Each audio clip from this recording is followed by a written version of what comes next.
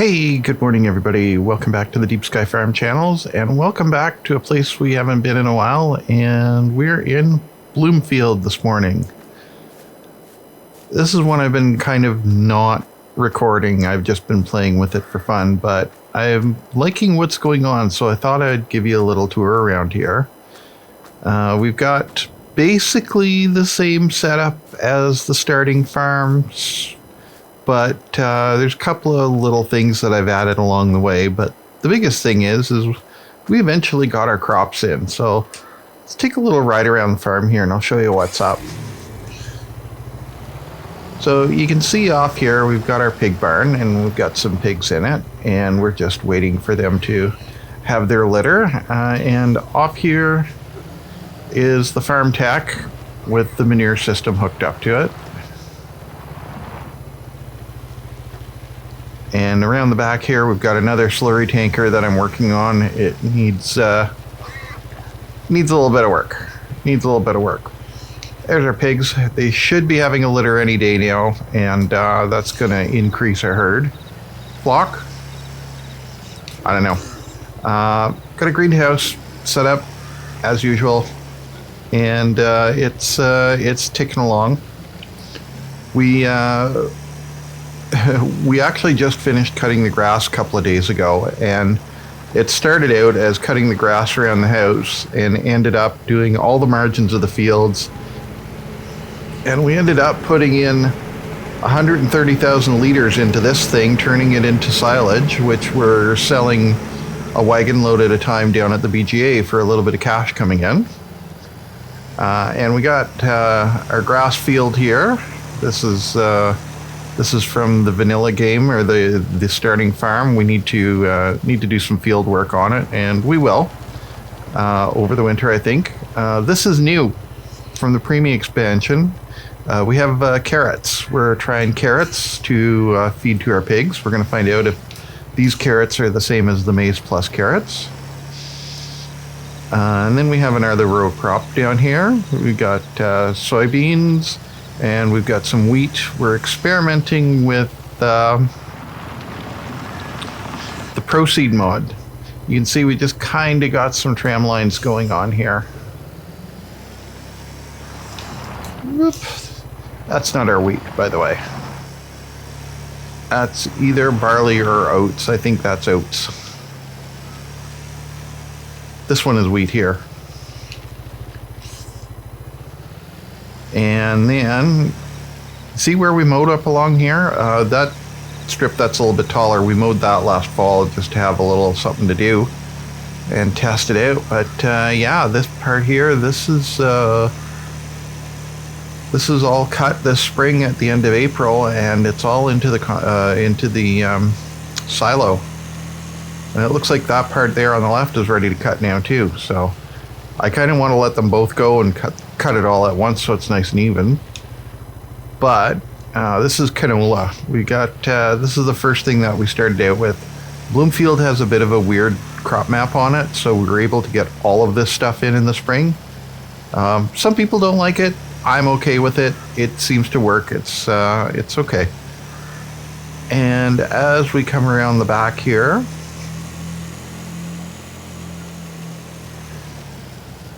over on this side here, we have barley, which is something that our greenhouse doesn't produce. And the reason that we're doing all of these different crops is we're going to try to use them to make grain grist. You need all four of these to make proper grain grist on our little grist mill. And there's also a larger piece of equipment for doing grain grist. And we're probably going to pick that up once we start harvesting this. And we got our corn in. Corn's looking pretty good so far. So yeah, basically we took and we divided the fields up to make them a little bit easier to manage. Also, more to fit with the scale of what we're doing here. We still have I think 7,000 liters of wheat left over from last year, and probably about the same as soybeans. We only have 12 pigs.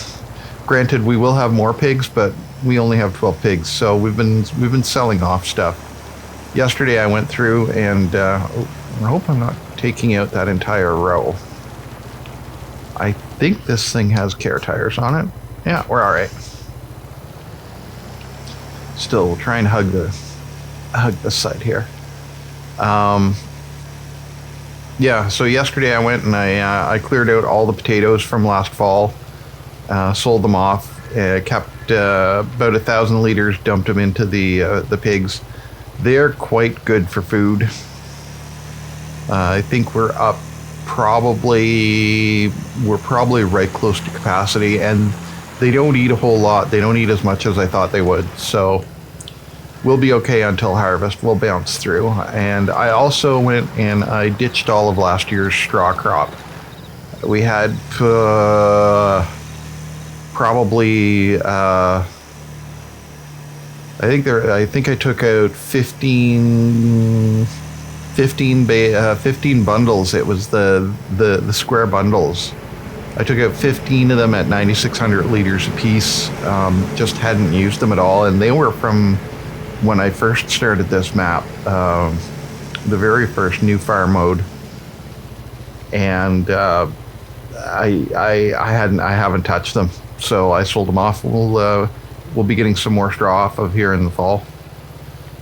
Anyway, there's our Parker gravity wagon, and we eventually did get this thing. We eventually did get that beastie out of the woods. We had some help from our friends around the way. Had Roy and his buddy with the flatbed, and we got her out and got her fixed up, and it's turned out to be a pretty valuable addition to the farm. This we picked up at auction. We're going to be using that come harvest time. And we got our planter and our subsoiler. And this is our hiller for doing the vegetables. It's a brand new piece of equipment this spring. It worked out really, really well. I hooked it up to the big tractor and off we went.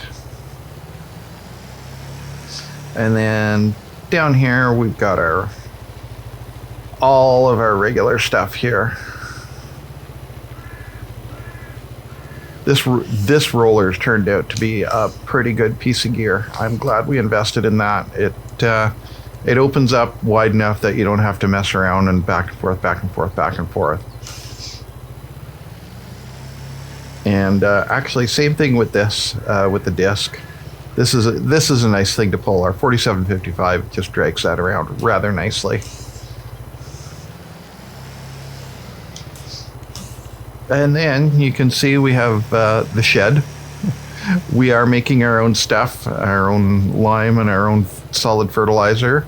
That being said, we're only using solid fertilizer in the greenhouse because when we started putting things together for this spring, I picked up I picked up a sprayer. Here, let's have a quick tour in here. I picked up this thing, and holy cow, talk about saving time.